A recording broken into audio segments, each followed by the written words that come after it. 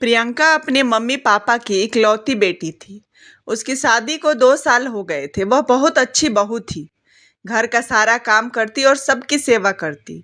लेकिन आज प्रियंका के पापा की तबीयत बहुत खराब हो गई थी। उसका शरीर ससुराल में था, लेकिन उसका सारा ध्यान पापा पर था। प्रियंका ने जल्दी से काम खत्म किया और घर से निकलते हुए सास से बोली कि मम्मी जी, मेरे पापा की तबीयत बहुत खराब है। माँ भी डर रही है, उन्हें देखने जा रही हूँ। प्रियंका इतना कहकर जल्दी से चली गई। वहीं उसकी सास ने मुंह फुला लिया कि बिना पूछे सीधा कह कर चली गई।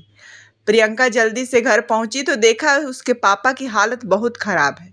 उसने जल्दी से एम्बुलेंस को फोन किया। प्रियंका अपनी माँ के साथ अपने पापा को लेकर हॉस्पिटल पहुंच गई। डॉक्टर ने कहा कि अभी तो हम इन्हें एडमिट कर रहे हैं, लेकिन इनकी हालत ठीक नहीं है। टेस्ट रिपोर्ट आने के बाद ही सब बता पाएंगे।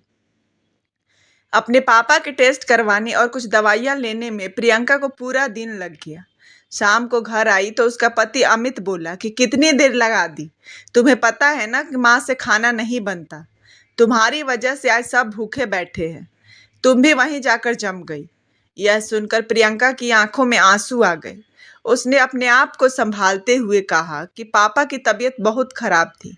उन्हें हॉस्पिटल में एडमिट करा कर आ रही हूँ। आप बैठो, अभी खाना बना देती हूँ। वह जल्दी जल्दी खाना बनाकर सारा काम संभाल कर कमरे में गई और अपनी मम्मी को कॉल कर के पापा का हाल पूछा। उसकी माँ ने कहा कि बेटा, डॉक्टर ने बोला है कुछ जरूरी ट्रीटमेंट करने पड़ेंगे। तो कल टाइम से आ जाना।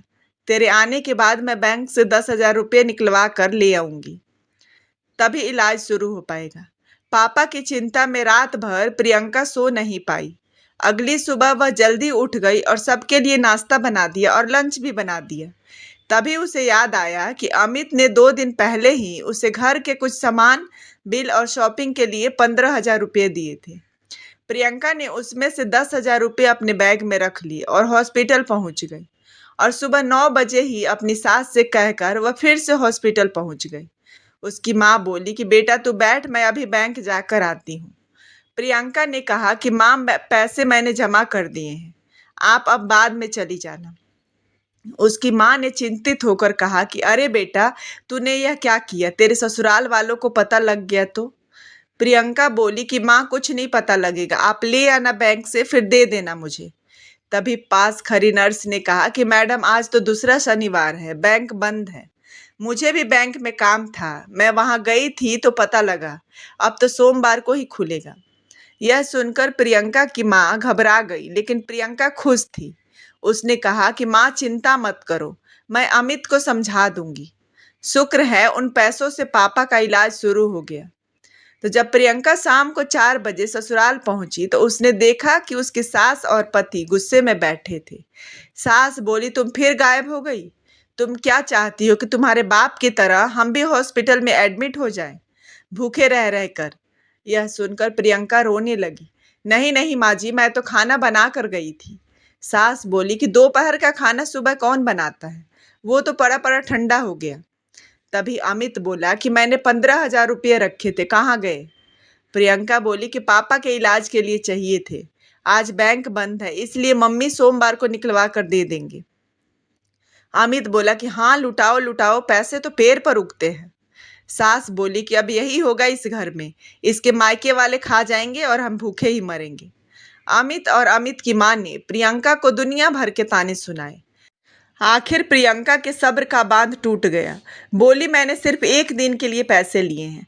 आज मेरे पापा हॉस्पिटल में हैं और आपको ताज़ा गर्म खाने की लगी है। मैं डर डर कर उन्हें देखने जाती हूँ, जैसे आपने पापा के पास जाकर मैंने कोई गुनाह कर दिया।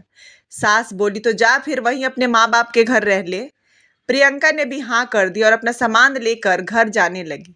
तब अमित ने कहा कि मैं भी देखता हूँ वो तुम्हें कब तक रखेंगे, अपने आप रोती हुई वापस आओगी। प्रियंका ने कहा कि उसकी नौबत नहीं आएगी। मेरे पापा ने मुझे इतना काबिल बना दिया है कि मैं खुद को पाल सकूं। उसने सोमवार को 10,000 रुपये ससुराल भिजवा दिए और अपने पापा के ठीक होने के बाद उसने सारी सच्चाई अपने माँ बाप को बताई। उन्होंने प्रियंका को वापस ससुराल जाने को कहा, लेकिन वो बोली कि पापा, शादीशुदा लड़की का भी आत्मसम्मान होता है और मैं ऐसे घर में नहीं रह सकती जहाँ बार बार मेरे आत्मसम्मान को चोट पहुंचाई जाती है और बार बार मेरे माँ बाप को भला बुरा कहा जाता है। फिर उसके मम्मी पापा भी उसकी बात मान गए।